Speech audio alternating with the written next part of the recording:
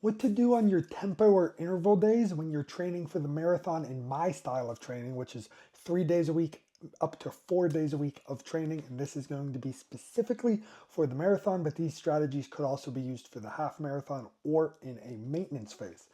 So what I like to do is rotate two different types of workouts. Workout number one is going to be critical velocity pace, and workout number two is going to be lactic threshold pace. So to avoid making this video super long, I'm not going to really explain the purposes of those runs too much, but rather how to do them, but I will briefly touch on it. So really what these are going to do, your lactic threshold pace is the pace that you can run for 1 hour. So if you're peaked and treated it like a race, it's the pace you can run for 1 hour. For elite runners, this coincides actually pretty much with their half marathon pace, elite male runners that is. For the rest of us, that's more like a 15K-ish pace. So by training at that pace, what you're going to do is you're going to improve your body's ability to clear out lactate, and not just clear it out, but to fight off when that lactate comes on.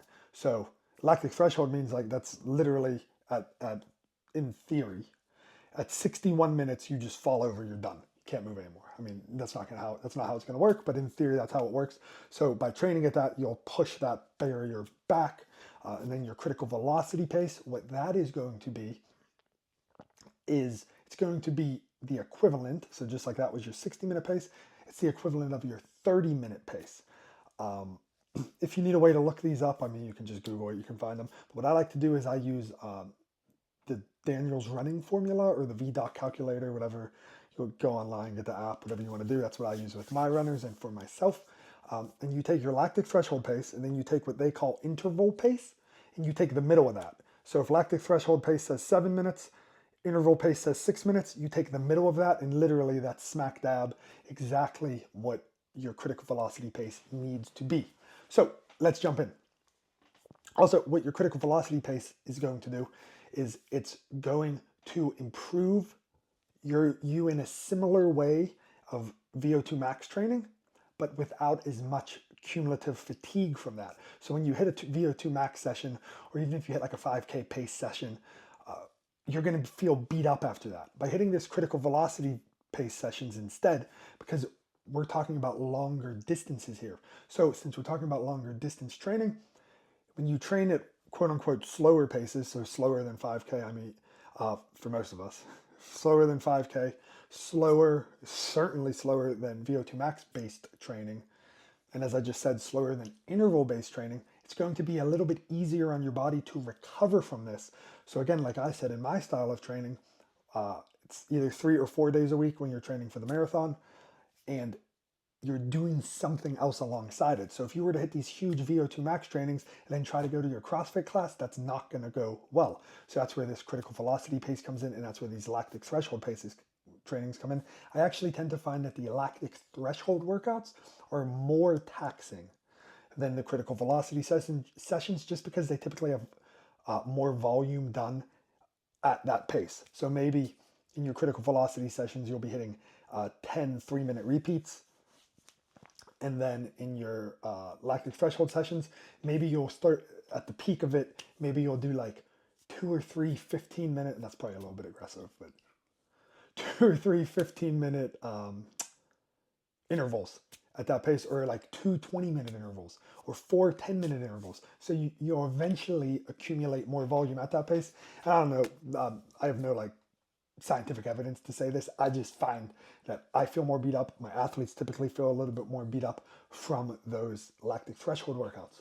So that being said, what do these look like? So critical velocity pace workouts are typically going to be something in that 3.5 minute range. Could go up to the 4 minute range actually as well. So 3.5, 4 minute range.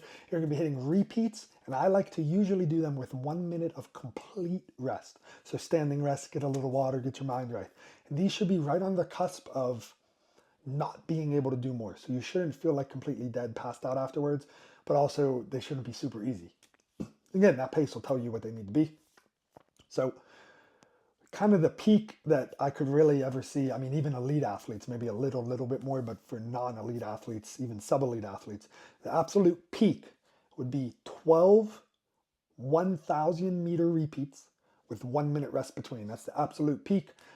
Majority will be more like 10 1,000 meter repeats with 1 minute rest between. And you'll start this somewhere at like 6 800s. That'd be like workout number 1. And then you just kind of progress it as you go. Kind of like an off season. Something I would hit right now is I'm not really in training. I'm just kind of in maintenance mode, making sure I stay 16 weeks out ready at any time. Is like an 8 by 800 would be like a great like bread and butter steady. So 8 by 800 meter critical velocity pace with 1 minute complete rest between, and then of course hit a warm up and a cool down on either side of those, going into the lactic threshold workout.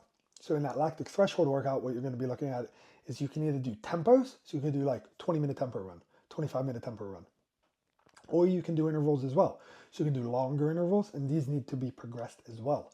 So you could peak, like I said, at something like 3 by 15. That's very aggressive. But 3 by 15, 3 by 12 might be a more approachable way to go about it. And you pretty much want a 5-to-1 rest on these. And this can be jogging or walking. So 5-to-1 meaning if you ran for 10 minutes, so that's kind of a bread and butter right there that I like, is you do a warm up, you do a cool down, and then you do just 2 by 10. That's just kind of like you keep your legs turning over, keeping that lactic threshold pace fresh. So you do warm up, maybe you do, 2-mile warm up. 2-mile warm up, 10 minutes lactic threshold pace. And then we're going to, like I said, rest 5-to-1. So 5-to-1 means 2 minutes for 10 minutes. So 10-minute interval, 2-minute rest. You can jog or walk. Jogging is significantly harder, believe me. And then 10-minute lactic threshold pace. And then you go into your cool down. So now if you're going to 15 minutes, now we're talking about 3 minutes rest. But you can do any combination. You can do 3-minute repeats. Something I like to throw in, sometimes I'm just rambling on here now, who cares? Something I like to throw in sometimes is putting them together. So maybe you do a 10-minute lactic threshold pace, then you do 4 critical velocity repeats, and then you do a 10-minute lactic threshold pace. That's kind of like a blended session. You're getting the best of both worlds there. You can also hit lactic threshold pace at the end of an easier day, or at the end of a long run. Maybe you hit a 12-mile long run, and then you get some water, take a little rest, and then you hit like 4 by 800 just at lactic threshold pace, just for some quick turnover to keep running fast, fresh in your mind. So that's just 2 different ways.